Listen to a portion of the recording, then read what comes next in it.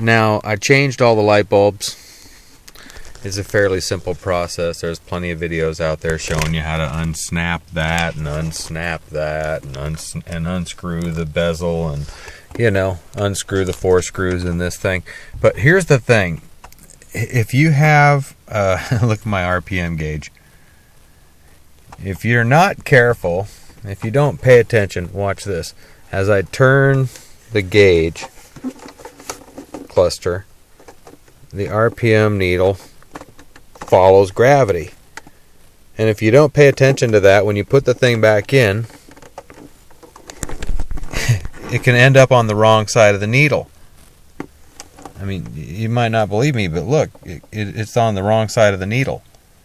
So when you start up the truck, boom, it's going to want to go up to 1,000 and or 800, 7,800 or whatever, but it can't because it's stuck on this side of the needle.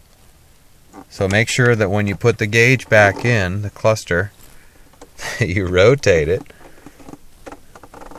so that the needle's on the right side, so that you got the red arrow on the correct side of the needle. See that? Now it's on the right side. Now it'll climb.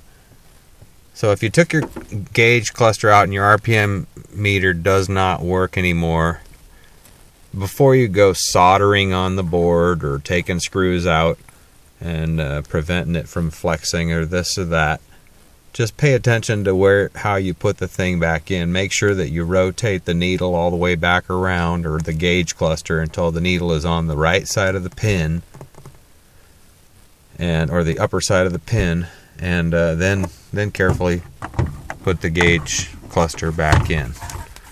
Once you got it set like that, it'll go back in and it'll be fine. There you go. Hope that helped.